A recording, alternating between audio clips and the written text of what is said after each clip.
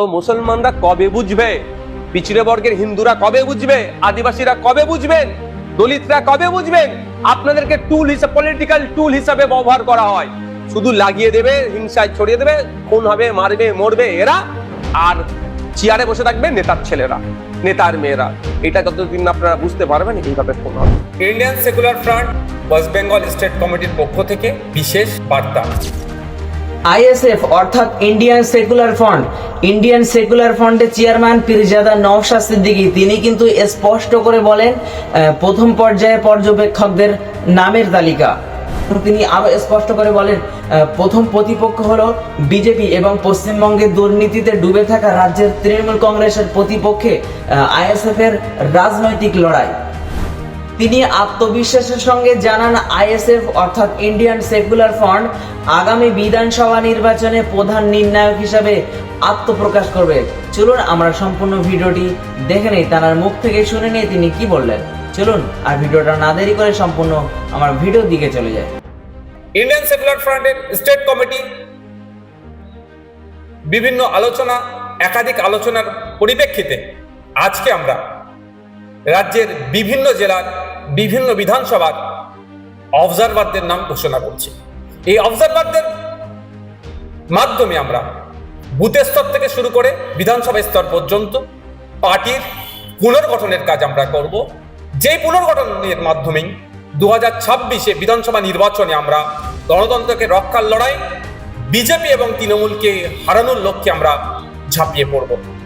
আমরা এখন রাজ্যের বিভিন্ন জেলার যে অবজারভার যারা আছেন তাদের নাম ঘোষণা করব। ইন্ডিয়ান সেকুলার ফ্রন্টের পক্ষ থেকে যে সমস্ত দায়িত্বশীল মানুষদের হাতে অবজারভারের দায়িত্ব বা পর্যবেক্ষকের দায়িত্ব আমরা অর্পণ করেছি, প্রাথমিক পর্যায়ে অর্থাৎ যারা দায়িত্ব নিয়ে এই কাজটি সম্পূর্ণ করবেন, প্রথম পর্যায়ের ঘোষণা আজকে আমরা করছি। খুবই তাড়াতাড়ি আমরা দ্বিতীয় পর্যায়ের বিধানসভার নাম, বিধানসভার নম্বর এবং সাথে সাথে কারা পর্যবেক্ষকের দায়িত্ব পালন করছেন সেটা আমরা ঘোষণা করব। আমরা প্রথম পর্যায়ের আজকে ঘোষণা করছি। কুচবিহার জেলার কুচবিহার দক্ষিণ বিধানসভার পর্যবেক্ষক হিসাবে আমরা মোহাম্মদ শাহিনুর হক ও বাপি আলমকে দায়িত্ব দিয়েছি। আলিপুরদুয়ার জেলার কালচিনি বিধানসভাতে আমরা রাকেশ তামাং, ফারিজুল ইসলাম দায়িত্ব দিয়েছি। জলপাইগুড়ি জেলাতে নাগরাকাটা বিধানসভার রাষ্ট্রিক বড়াইককে আমরা দায়িত্ব তুলে দিচ্ছি। উত্তর দিনাজপুর জেলার করণদিঘি বিধানসভার অধ্যাপক বাপি সরেন ও আবু বক্কর সিদ্দিককে এই দায়িত্ব আমরা অর্পণ করছি। ইটাহার বিধানসভায় আনোয়ার হোসেন সাহেব এই দায়িত্ব পাচ্ছেন। মালদা জেলাতে চাঁচল বিধানসভায় মোহাম্মদ কামরুল হোসেন মুকুল, যার ডাক নাম, তার হাতে আমরা দায়িত্ব তুলে দিচ্ছি। মোথাবাড়ি বিধানসভার মোহাম্মদ আলী কালিমুল্লাহ সাহেব, সুজাপুর বিধানসভায় মোহাম্মদ কালিমুল্লাহ হক সাহেব। মুর্শিদাবাদ জেলায় যে সমস্ত বিধানসভার আমরা অবজারভার দিচ্ছি, ফারাক্কা বিধানসভায় আজমিরুল শেখ, সাগরদী বিধানসভায় সাইফুদ্দিন মণ্ডল ও আব্দুর রাকিব, ভগবানগোলা বিধানসভায় হাবিব শেখ, রানীনগর বিধানসভায় আইনজীবী অলিউল ইসলাম সাহেব, মুর্শিদাবাদ বিধানসভায় রিন্টু শেখ, আজাদ শেখ, রেজিনগর বিধানসভায় গোলাম মোস্তফা, হরিয়ারপাড়া বিধানসভায় সনৎ কুমার শর্মা, রাশেদুল মণ্ডল, দমকল বিধানসভায় সিদ্দিক শেখ, জলঙ্গি বিধানসভায় কারিউল ইসলাম, গোলাম রহমান বিশ্বাস। এরপরে আমরা নদিয়া জেলায় আসছি। নদিয়া জেলার যে সমস্ত বিধানসভায় আমরা প্রথম পর্যায়ের অবজারভার নিয়োগ করছি তাদের নামগুলি হলো: করিমপুর বিধানসভায় অমিত চক্রবর্তী, যাকে পাপ্পু নামে পরিচিত যিনি, পলাশিপাড়া বিধানসভায় মহিবুল মণ্ডল, চাপড়া বিধানসভায় ফরজ আলী মোল্লা, রমজান আলী মণ্ডল, হরিণঘাটা বিধানসভায় শফিকুল মণ্ডল, এরপরে আমরা আসছি উত্তর 24 পরগনা জেলার বাগদা বিধানসভায় বাকিবিল্লা মণ্ডল, বনগাঁ উত্তর বিধানসভায় রানা মুখার্জি, বাদুরিয়া বিধানসভায় মোহাম্মদ কুতুবুদ্দিন ফাতেহি, হাবড়া বিধানসভায় সাবির আলী মণ্ডল, অশোকনগর বিধানসভায় তাপস ব্যানার্জি, আমডাঙ্গা বিধানসভায় বিশ্বজিৎ মাইতি, মধ্যমগ্রাম বিধানসভায় আইনজীবী মোহাম্মদ জামির হোসেন, দেগঙ্গা বিধানসভায় শামসুর আলী মল্লিক, হাড়োয়া বিধানসভায় আইনজীবী পিয়ারুল ইসলাম সাহেব, সন্দেশখালী বিধানসভায় আইনজীবী পৃথিরাজ বিশ্বাস ও মফিজুল মোল্লা সাহেব, বসিরহাট উত্তর বিধানসভায় মোহাম্মদ মুসা কালিমুল্লাহ। দক্ষিণ 24 পরগনা জেলায় প্রথম পর্যায়ে যে সমস্ত বিধানসভার অবজারভার পশ্চিমবঙ্গ রাজ্য কমিটি এবং কেন্দ্রীয় কমিটি নিযুক্ত করেছেন তার নামগুলো আমি ঘোষণা করছি।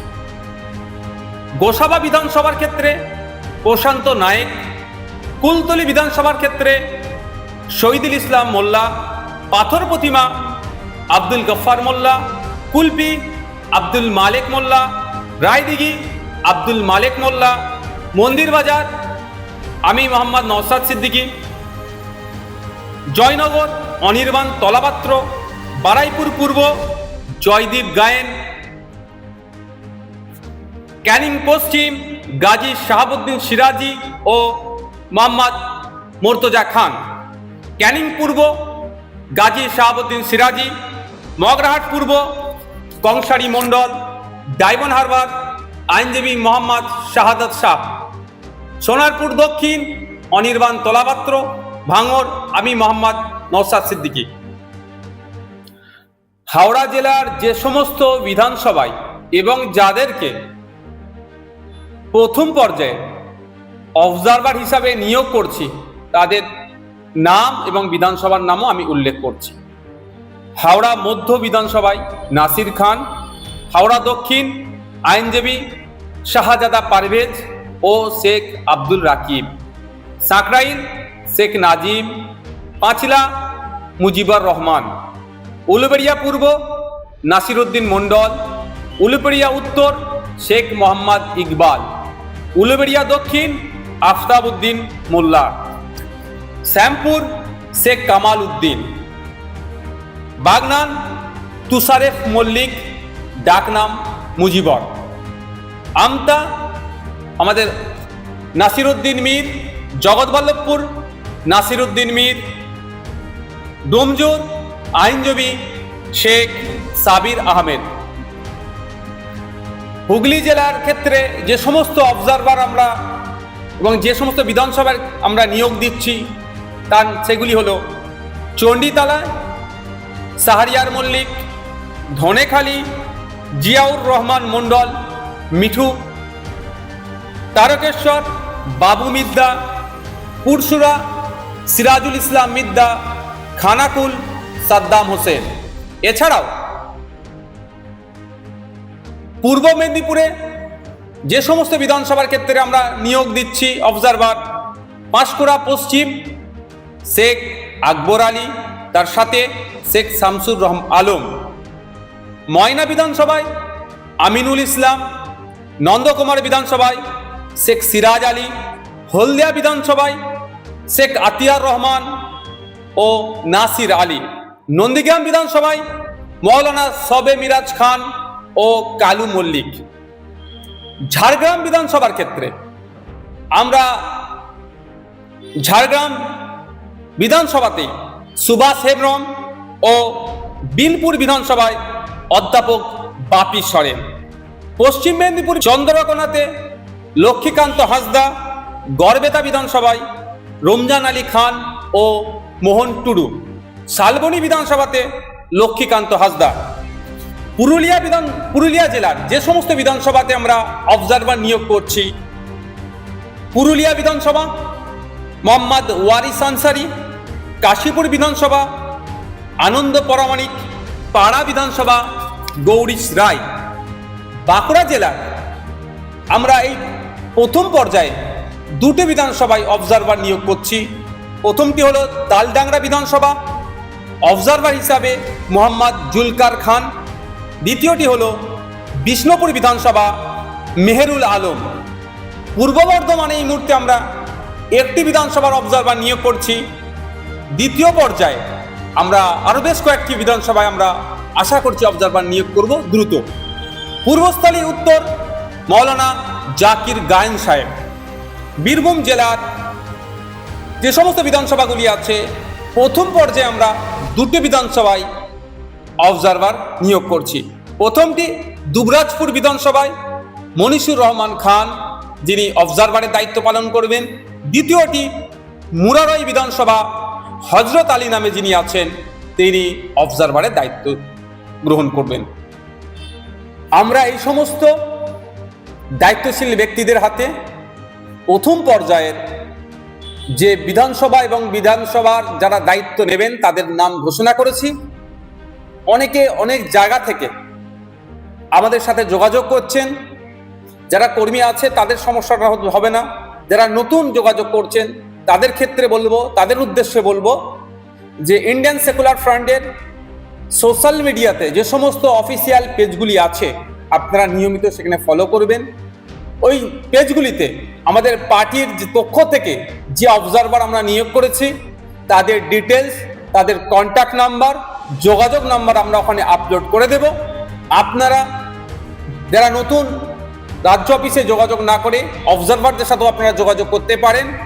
আপনারা যারা পার্টির সাথে যুক্ত হতে পারেন, ওই অবজারভারের নাম্বার বা তার পরিচিতি আমরা আমাদের পার্টির ভেরিফাইড পেজগুলিতে আপলোড করব।